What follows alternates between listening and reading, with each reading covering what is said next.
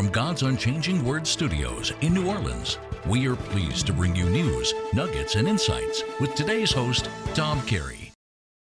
Well, greetings, everyone, and welcome to God's Unchanging Word in another edition for our news, nuggets, and insights. Today is Friday, December 20th, 2019, the second to last program for this calendar year, but certainly not for God's calendar year, which we'll talk about more in the weeks ahead because a lot of things are going on right now. But let's get into this program. Hallmark. Another edition of Hallmark gives in to LGBTQ. It's amazing. I'll talk about that story, how Satan will find something that resembles anything that deals with God and target that person, that group, or that entity. Boris Johnson, landslide victory for Brexit. What does that mean for us here? There's a lot more going on here than is on the surface. We'll talk about that, so don't get away. You want to stay around for that. Christmas Unwrapped, the origins of Christmas. I'm going to be taking some of the information that's available in our DVD on Christmas, and we'll be talking about that today. And we're going to begin with the origins of Christmas. We have a little video here called Christmas Unwrapped. It's only about 3 minutes long, gives you a little background, and then I'll be right back. We've all heard the biblical origins of Christmas, but societies have been celebrating light and birth in the darkest days of winter centuries before Jesus walked the earth. In the Norse country, this winter celebration was known as Yule. Around December 21st, the winter solstice, fathers and sons dragged evergreens indoors as reminders of life and set logs on fire as a promise of good fortune. Ancient Rome had its own December festivals. 1 week before the winter solstice, Romans began celebrating Saturnalia, an orgy of food and drink in honor of Saturn, the god of agriculture. Some Romans, particularly soldiers and government officials, also worshipped Mithra, the sun god. It is believed that to this small but powerful sect, the birthday of Mithra, December 25th, was the holiest day of the year. By the 1st century AD, pagan traditions were being challenged as Christianity took hold throughout the empire. But Christ's birth date remained a mystery, since the Bible doesn't mention exactly when he was born. Since pagan Rome already celebrated the birth of Mithra on December 25th, it is theorized the Church adopted the date as the birth of the Christ child. In the 4th century, the Church made it official, declaring December 25th as the feast day of the Nativity. The Church knew it could not outlaw the pagan traditions of Christmas, so it came to accept them. The evergreens traditionally brought indoors were decorated with apples, symbolizing the Garden of Eden. These apples would eventually become Christmas ornaments. The story of Santa Claus also begins in the 4th century with the death of Nicholas, a beloved Turkish bishop. The anniversary of his death became known as St. Nicholas Day. On December 6th, good children woke to gifts from the kindly saint. Bad children sulked away with nothing. In Holland, he was known as Sinterklaas. 1,500 years later in America, a seminary professor named Clement Clark Moore reimagined the legend of St. Nicholas. In 1822, Moore wrote a poem called The Night Before Christmas about a good-natured saint named Santa Claus, who was pulled by a group of reindeer and came down the chimney on Christmas Eve. Like St. Nicholas, Santa Claus spread good cheer and gave gifts to children. Less clear was exactly what this Santa Claus looked like. Then in 1863, Thomas Nast, a cartoonist for Harper's Weekly, settled the matter once and for all with his version of the Christmas saint. Nast's Santa was rotund and jolly, with a full white beard and a sack full of toys. An American icon was born. One of the most amazing things when you look into the Bible, when you look into the holidays and the culture that drives our faith, is the amazing thing that our foundations are nowhere found in the Bible taught in America. It's amazing that we'd spend tons and tons of time checking out a diamond that may be counterfeit, a fake $100 bill when you turn it in and they mark it off. But the thing about salvation, we don't give it a second thought. If you're looking at this program, in that video just caught your attention. It may be that God's call to understand, to search for the truth. We'll talk a little bit more about that in our program portion today when we get to the nuggets. All righty, let's get right into our story. I've got a cute little story here I want to start with. Anybody remember Jules Verne? 20,000 Leagues Under the Sea? Well, I'm going to talk about Wiki, the giant squid. The giant squid. There he is. That's a real live, that was not alive, but that's a real squid that washed up. Let me tell you about him. Paris National Museum of Natural History hosted the taxidermy workshop in March featuring and restored that giant squid. He was fished from New Zealand in around 2000 and he was given to France to be plastinated. I just thought about that because God talked about the Leviathan and the giant points and the creatures in the sea. Well, that's the only reason I brought that out today. No other reason. I just thought that was cool. I wanted to share something with you that I thought maybe even the children would like. But that's a real live squid. When I saw it, it reminded me of Jules Verne's. All right, let's get into some good news. Kentucky Supreme Court victory. The Supreme Court leaves in place the Kentucky abortion law mandating ultrasounds. I thought this was really, really good, what they've done here. So doctors must perform ultrasounds to have women listen to the fetal heartbeats before performing abortions. You know, you would think, because they tell you, and everyone who performs these abortions, that's not a life inside the woman's womb with the heartbeat and the breathing, everything that's going on. Well, if they can detach themselves from that. But here they make the doctor have the mother see the ultrasound and listen to the heartbeat before they decide to go ahead and kill that baby or not. So this is a huge win for the pro-life movement. The Kentucky GOP tweeted on Monday thanking Bevin and the Republican lawmakers. And I think it's a huge win also. Going on, they said the decision by SCOTUS to allow the lower court ruling to stand is a victory for the unborn. These are small victories, but it isn't a small victory if that turns one person from participating in that abortion and save one life. It means a lot.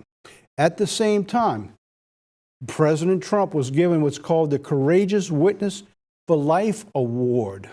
This I think was on the following day that the Secretary of Housing and Urban Development, Ben Carson, receives the 2019 Dr. Bernard N. Nathanson Courageous Witness for Life on behalf of President Trump. These are things you're not going to find in the news, unfortunately.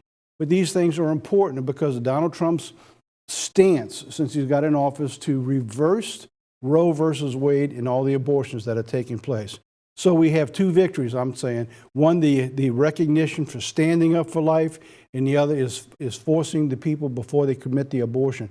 Now, that law ought to go around the country. It really ought to go around the country, and I think that would make a difference. Anti-Semitism. Let's talk about this. Where do we go from here? Anti-Semitism is rising around the world. Well, recently we had another attack. This is an unlikely anti-Semitism that seemed like it just came out of left field.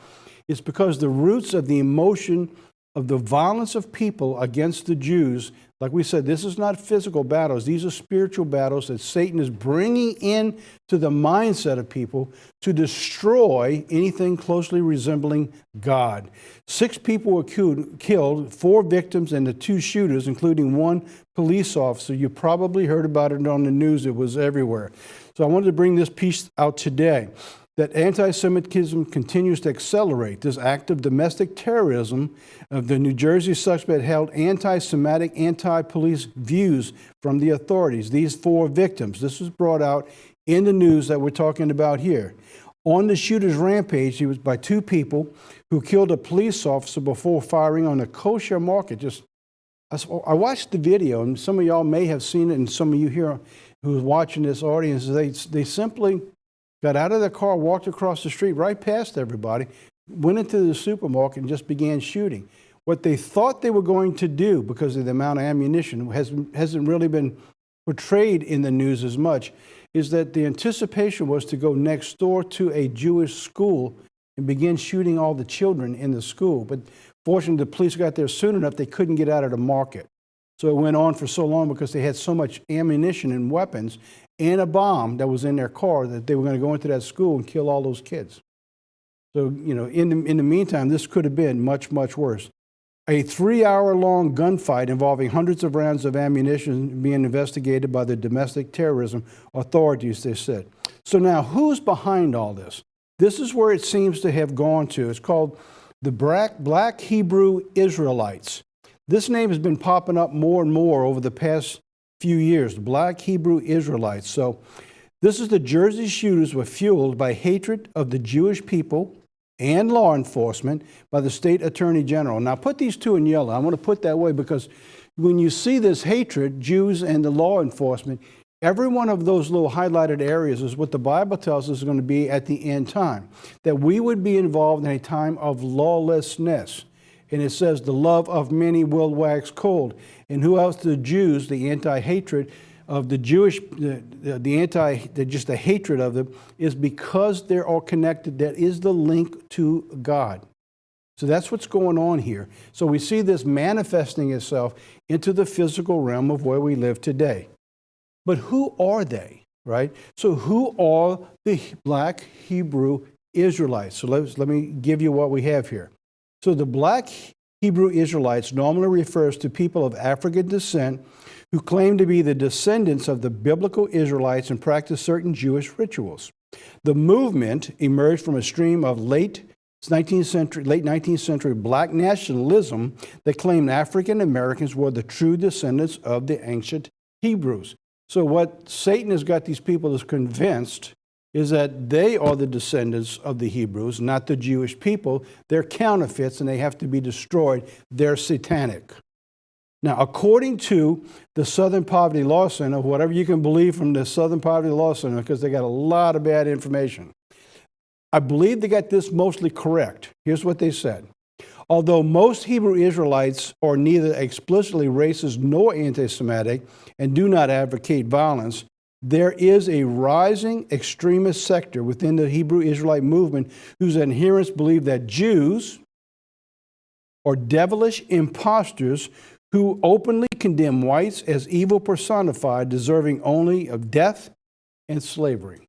That is the roots that where it's going. And that is gaining ground within that body of people as each month and each year goes by. And you're seeing the violence get more and more. And I've watched them over the years, and you see them in news, and there's this evil is like this hatred coming out of them in their face and everything. And when you see them, it's like they just want to destroy and to kill. And well, looks like they finally got a couple of people to start. So this is homegrown terrorism right here in America going on. All right, just last week, we brought up the piece about the LGBT going after the Hallmark channel.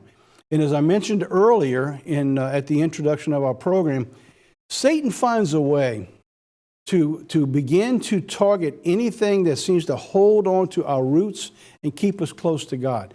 In this connection here is that in the Hallmark, because it was still foundational family values that didn't bring in the gay movement, but it still kept the wholesomeness between a man and a woman, a husband and a wife, and a family, that when this is rooted that way, it's like they have to go after and descend upon that. It has to become the line of attack. You've seen it with Chick-fil-A. You've seen it with Hallmark. Eventually, it will come to the conservative Christian churches and to the Church of God community that you and I are a part of. So now, what's going on this week? This was all last week.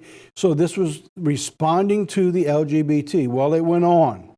Hallmark Channel decides to pull a Zola ad featuring brides kissing. The spokesman for the channel said that the lesbian couples, the PDA, violated its policies, that Hallmark did not reject a similar ad featuring the opposite same-sex couple. I thought this was crazy. They wrote in, Zola wrote in, and Audrey brought this to my attention because I didn't even see it, is that their problem was you took two gay people kissing off because that was a problem, but they had a man and a woman kiss and you didn't take them off. So when has that ever been a problem? That's a foundation of our understanding for family values together. All right, this is what they wrote. Asked to explain why the ads had been rejected, An employee of Hallmark Parents Company said the channel did not accept ads that are deemed controversial. So they were trying to keep everything above board. But he declined to comment on why nearly identical featuring a bride and groom kissing was not rejected. I'm laughing because I bring this up, but it's because it is so pathetic. But here's the issue. When we talk to young people and talk about, the marriage relationship and the sexual relationship should be maintained for a marriage after a person's married, or you talked about the gays and the problems with that, the young people today say, what's wrong with that? In other words, they don't have the values of right and wrong anymore. The laws that God prescribed that brings blessings or cursings have been so clouded now that the young people coming up have no idea the difference between right and wrong. The difference between what God says is right, is going to bless them in their future, or what they do that brings them curses. This is a real serious issue with the young people, especially those coming out of high school and colleges today, because that's the future generation teaching the next generation that's coming up. So if they don't know the difference between right and wrong, how will the younger people who are being taught ever have a chance to know the difference between right and wrong? And this is one of the reasons why God says at the end time it would be like Sodom and like Gomorrah. And what happened to him? He had to destroy him. Why? Because there was nothing there to save. Because they could not understand the value of right that brings blessings and life, or curses brings death and destruction. So that's where we're at today. We're beginning to reach that barrier now that more and more coming in have no idea between right and wrong. God said it would be that way. The update, well, again, Hallmark has given in. Hallmark apologized for pulling the ads. Said the company was contacting Zola, the wedding website, to reestablish their partnership and reinstate the commercials. Another gives in to the wiles of the evil, and one less chance for the families and the family values to be able to be understood the way God prescribed from creation. Said Hallmark will be working with GLAAD to better represent the LGBT community across our portfolio of brands. Hallmark Channel will be reaching out to Zola to reestablish our partnership and reinstate the commercials. Another sad state of affairs for the communities we live in. It's like all I got to do is raise up.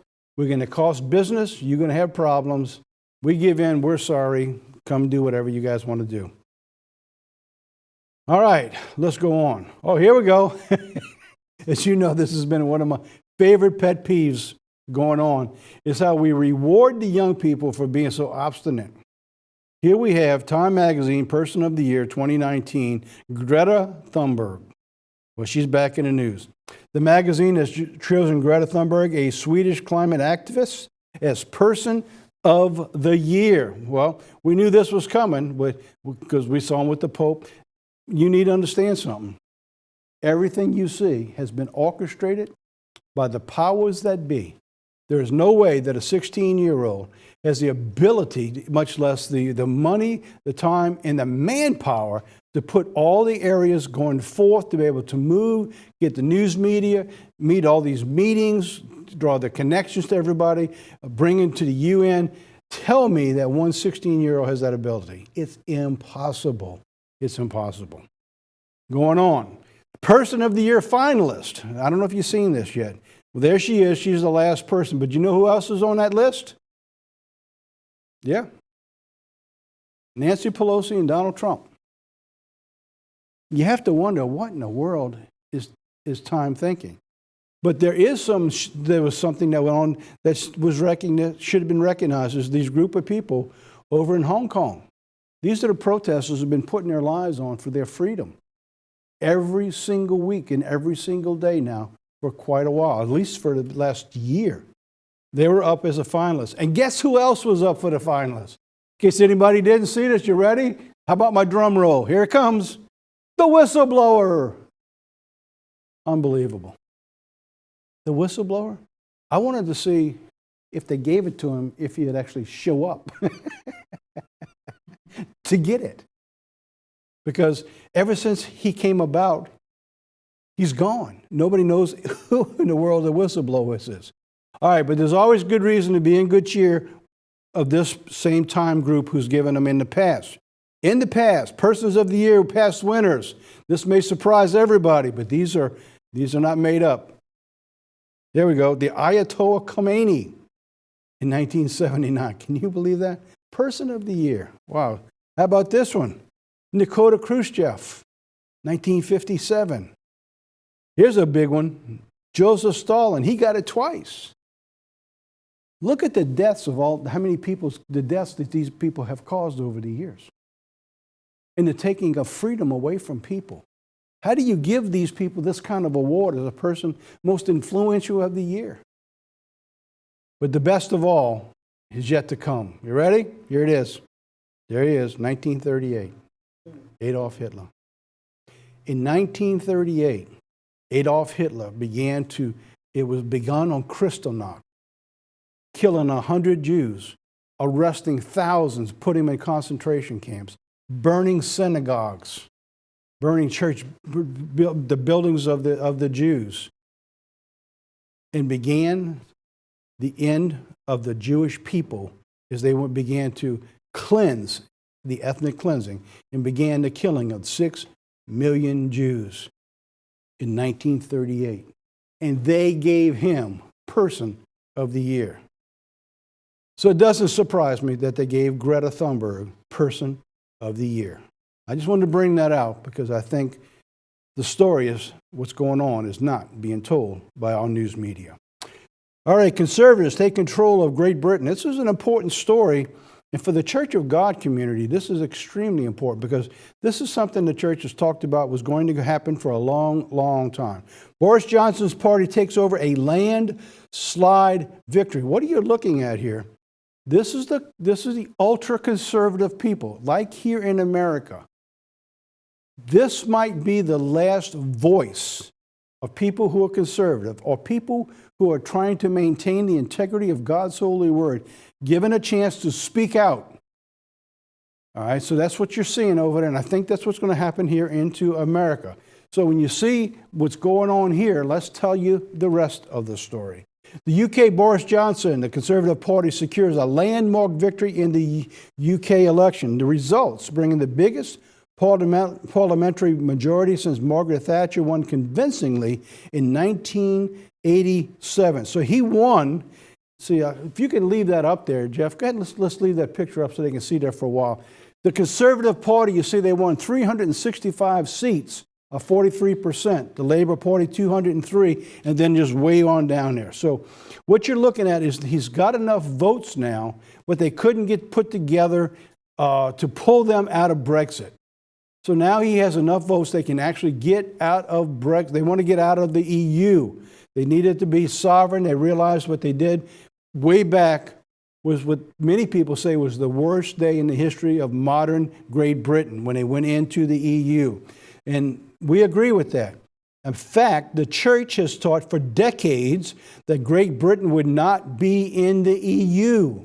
Even when they went in, it was taught that they would come out of the EU. In 1956, even before Great Britain joined the EU, before there was an EU as we know it today, Mr. Herbert Armstrong wrote that Germany is the economic and military heart of Europe. Probably Germany would lead and dominate the coming United States of Europe, but Britain will be no part of it. Which surprises that they actually went in.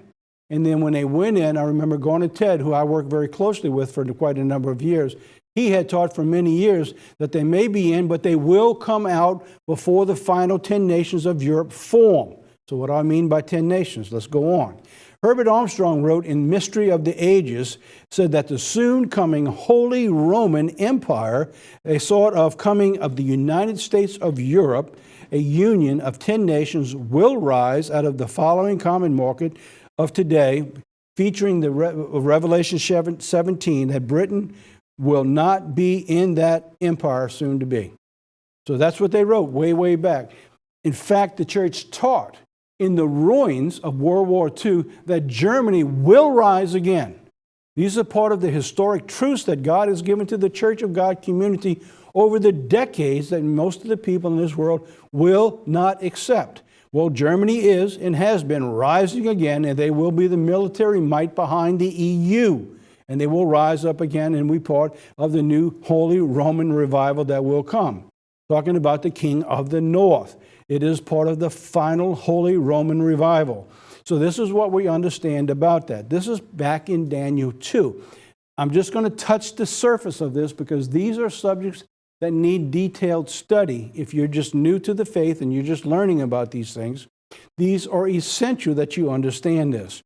The Bible talks in Daniel 10 about the four kingdoms: the Babylonian, the Persian, the Greece, and the Roman Empire. And these are the nations who ran from the time of Babylon all the way through. Now, Rome shows from Revelation 17 that it would be and not be, and then it would be coming back again. We're right near the beginning of that phase of what Revelation 17 talks about, of the revival of the Holy Roman Empire. Let's take a look at just a couple of verses in the scriptures that show this. In Revelation 17, verse 1, "And there came one of the seven angels which had the seven vials and talked to me, saying, Come here, and I will show you the judgment of the great whore that sits upon many waters, with whom the kings of the earth have committed fornication, and the inhabitants of the earth have been made drunk with the wine of her fornication. So he carried me in the spirit into the wilderness. And I saw a woman sit upon a scarlet-covered beast, full of names of blasphemy, having 7 heads and 10 horns." Going on in verse 4.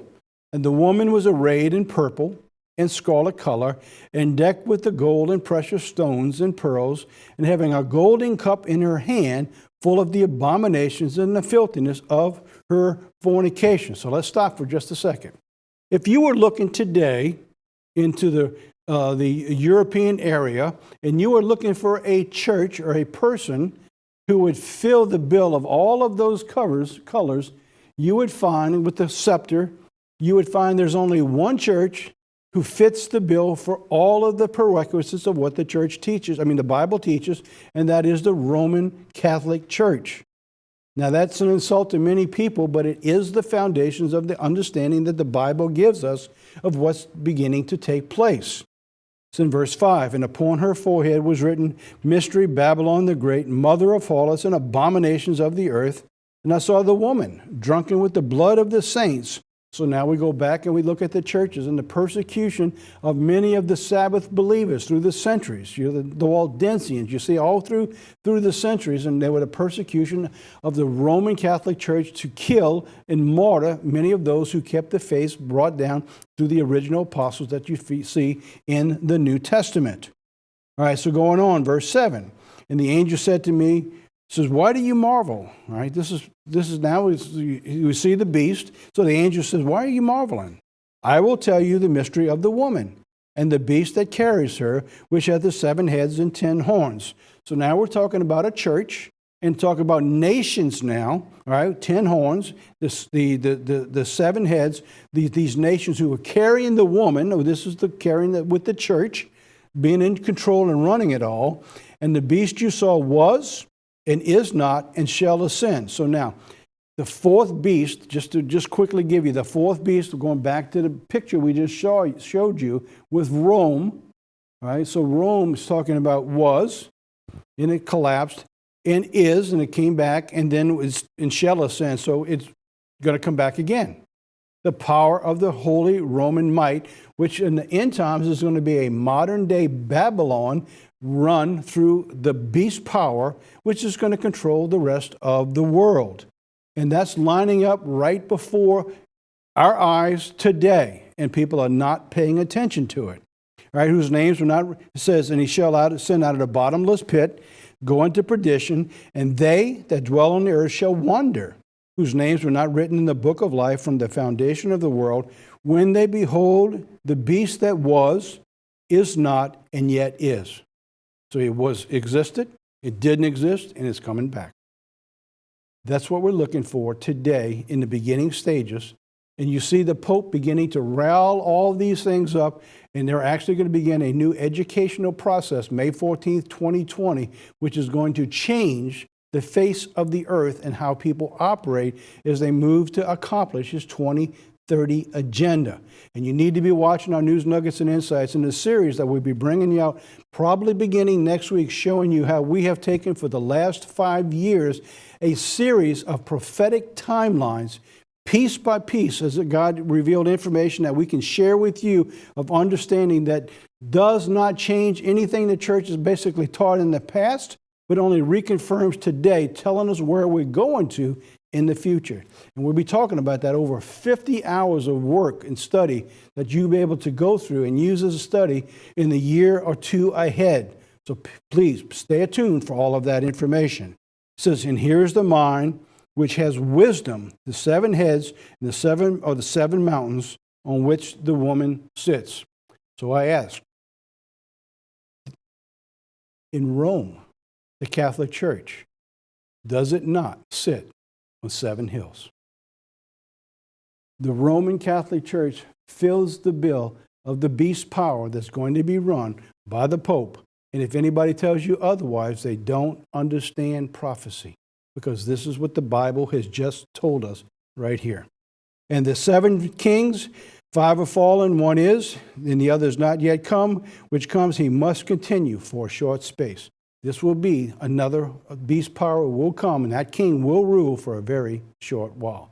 We're moving into that time era right now as I speak. The Holy Roman Revival.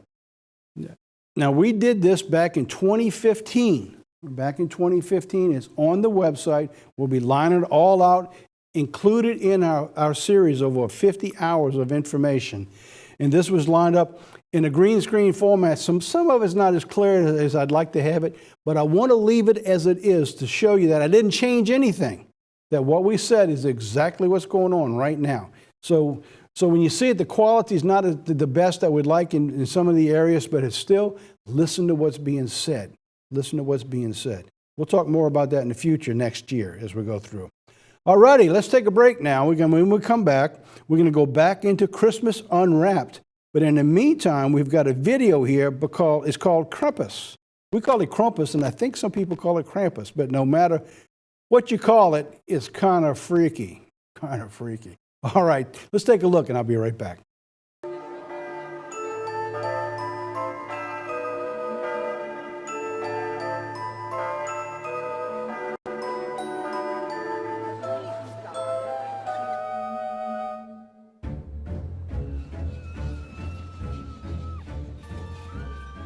Each year during the Christmas holiday in many alpine countries of Europe, an unlikely duo pay visit to the many children of the region.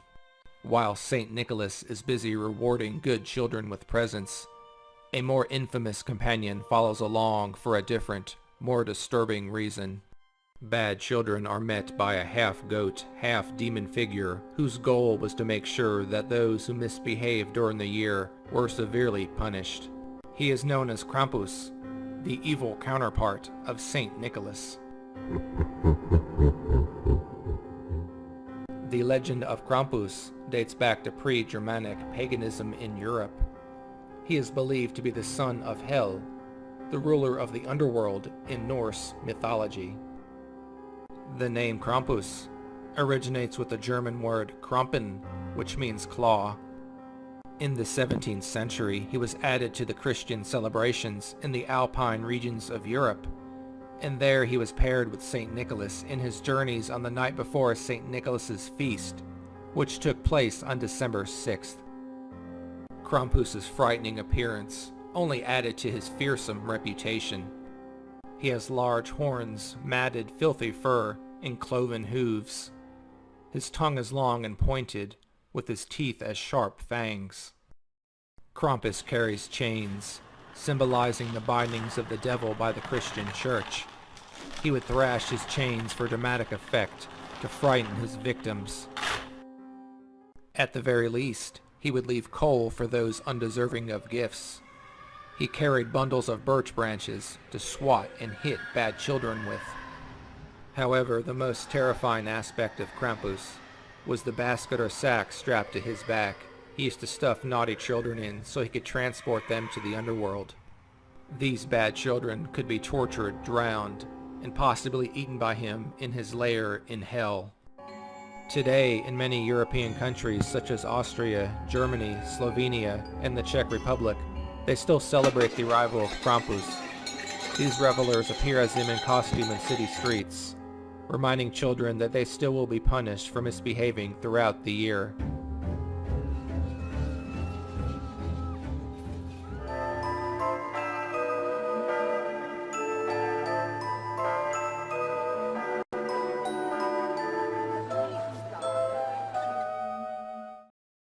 Well, but you don't see that on the Hallmark Channel.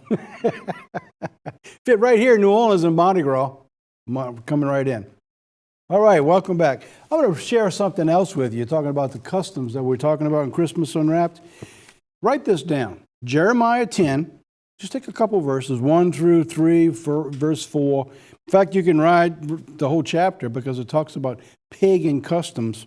In verse 14, if you read in Hebrews, the King James Version, he said, every man is brutish. In other words, the word for brutish is stupid. So Jeremiah said, everybody's being stupid, what they're doing. But here's my point. Here's what I want to make. Is Christmas has been in existence long before Christ ever came to this earth. Jeremiah warned back in Jeremiah 10, I'll pick it up in verse 2. He said, thus says the Lord, learn not the way of the heathen. Or some translations say, the nations, be not dismayed at the signs of heaven, for nations are dismayed at them. For the customs of the people are in vain. One cuts down a tree. You're paying attention. One cuts down a tree out of the forest, the work of the hands of the workman with the axe.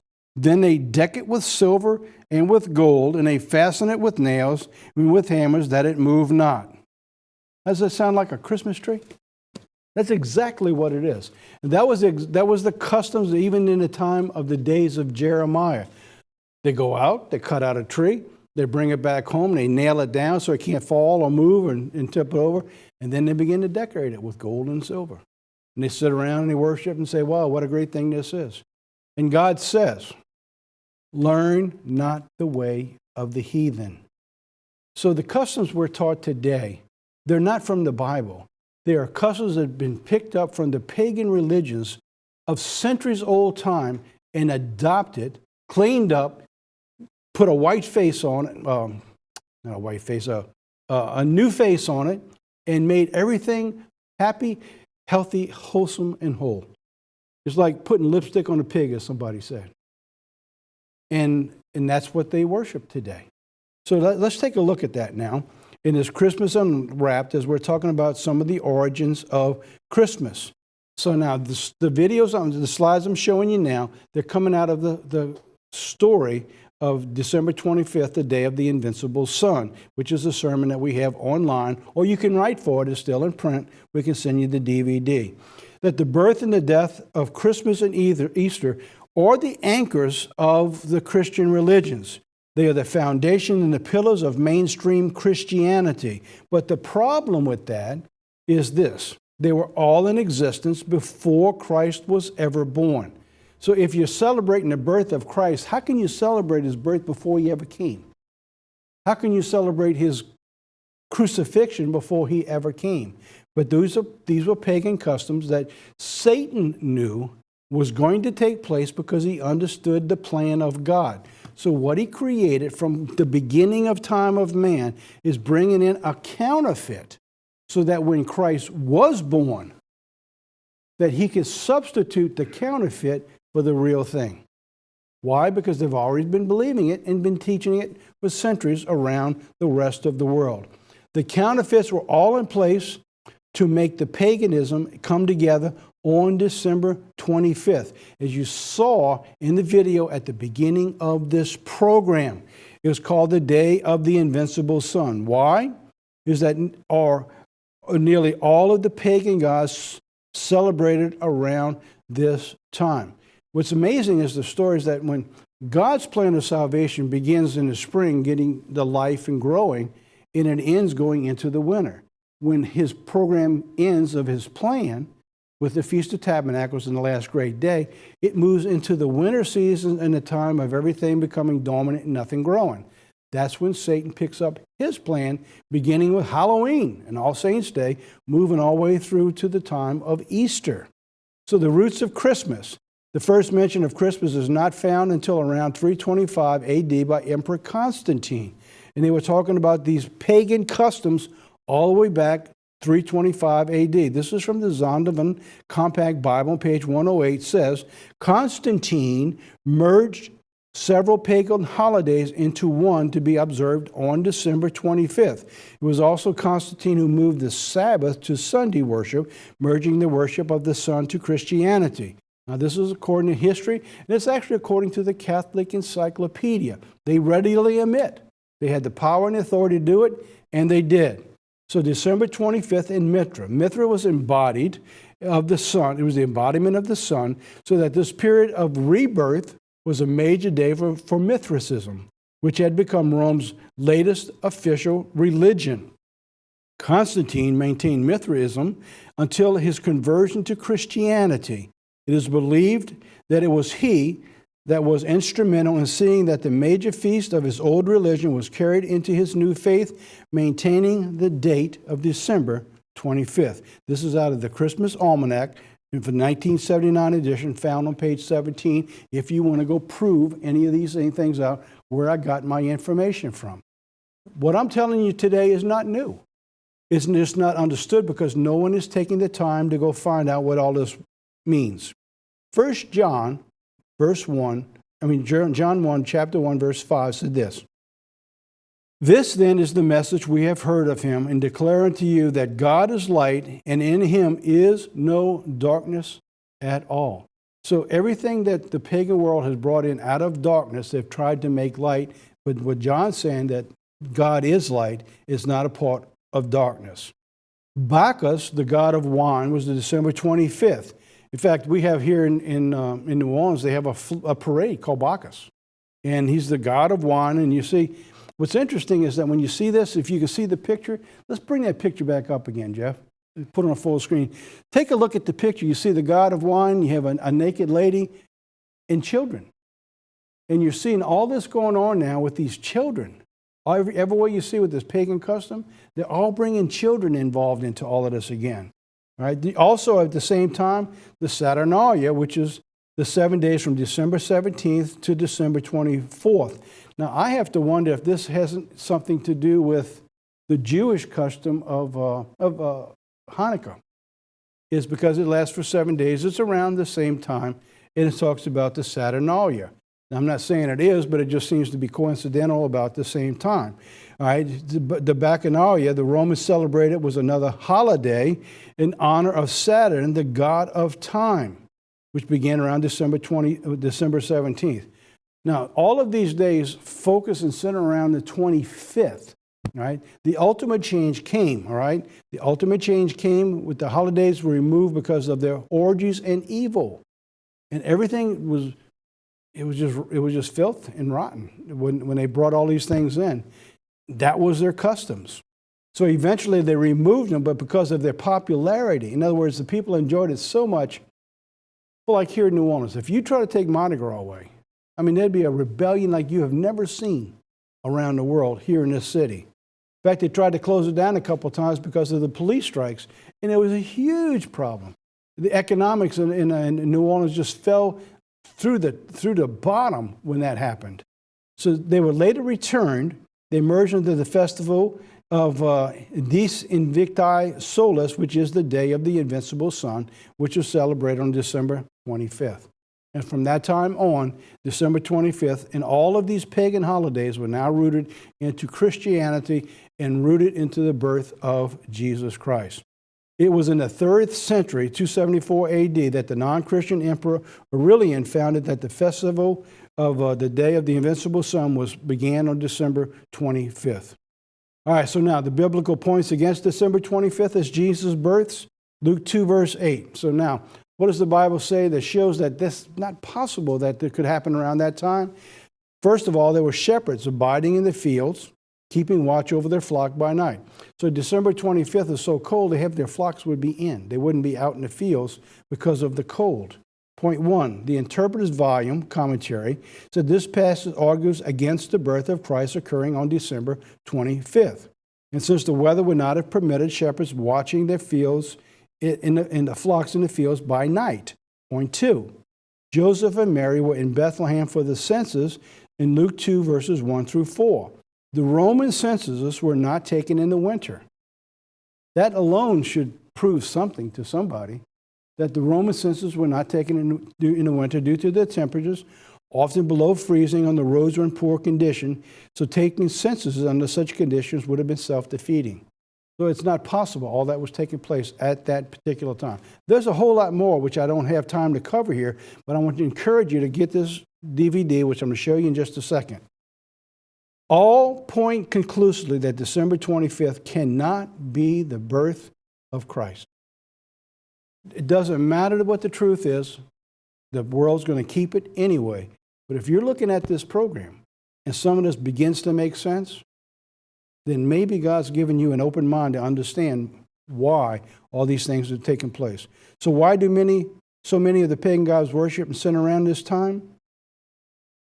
There's several reasons, but primarily, Satan knew that Christ would be conceived about this period of time in the midst of winter, that the people would already be accustomed to worshiping the gods at that time of the year, and he had to have a counterfeit in place that when the truth appeared, it replaced it with the counterfeits already established in worship.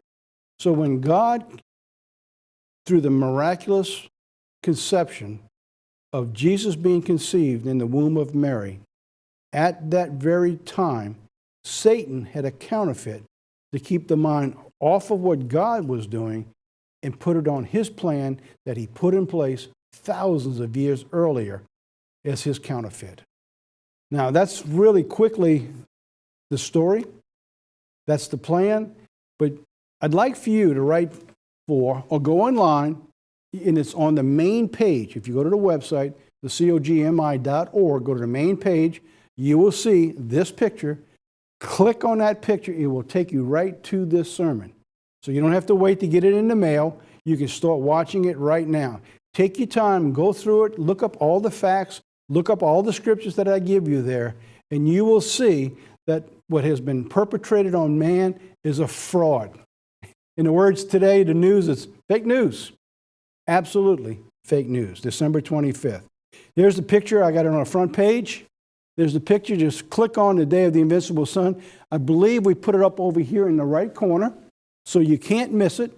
And with this program, we've got Mardi Gras and Easter.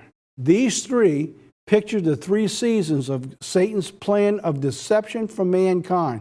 All three you need to see, and if you haven't seen them yet, you need to put them in your library, and you need to go over and review them and study these. They are very, very important. All right, that's it for our program. Let's get into the home office. So what do we have today from the home office in the mail? Last week, Chosen Children of God by Steve Council and Least in the Kingdom. We said part 2, that went out. And the winter weekend coming up, this is December 25th through the 29th, as we wanted to mention for Jim O'Brien and his crew up there. This is, I believe, the 22nd or the 23rd year that they've been doing this. It's a great thing that they do for the Church of God community, to take the family and the children when the rest of the world's out there celebrating Christmas, get everybody away from that and give them something that they can bring the children to that's healthy and it's wholesome and honors God. So it runs for 4 days, and it's held in Lexington, Kentucky, and they got great prices for the hotel. I mean, I don't know how they do that, but they really got great prices for a 4-star hotel, and I was up there just a few years ago. So this coming week, we have Chuck Hunt Jr. will be in town for the Sabbath this coming week, and hopefully he'll be with us in the News Nuggets for next week. We haven't talked to him about it, but I think he's planning on saying something for our program, and he will be at the Winter Festival representing our church. That's it for our program. Let's close it out with a little video here. It's always an uplifting way to close our program. This one's called The Song of David. Let's take a look, and I'll be right back.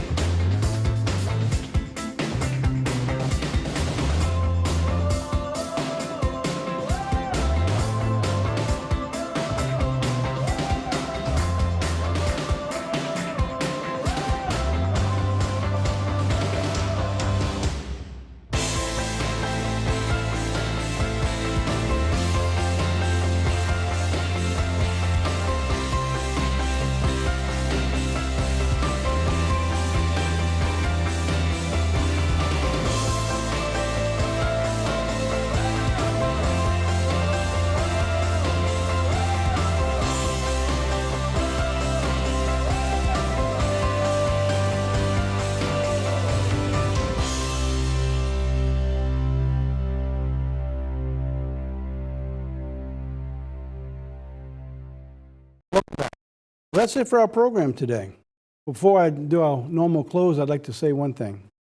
Please remember to pray for all of God's people in all the churches around the world. This time of year is very tough on many of them.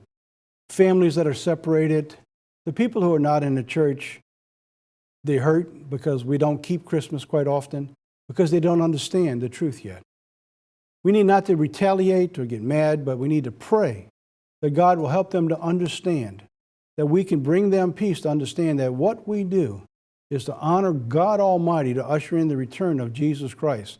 And that one day, whether they believe it or not, that they too will have the opportunity to understand what we do today to bring them peace for the world that's coming, that's right at our doorstep with Jesus Christ. So please keep everyone in mind. Pray for them. Pray for the families who don't understand. It's really, really important, especially at this time of the year. So from all of us here at God's Unchanging Word, thanks again for watching. And don't forget, share this with everybody you know. They're going to love you for it. Or not. Have a great week, and God willing, we'll see you right here next week. Have a blessed week.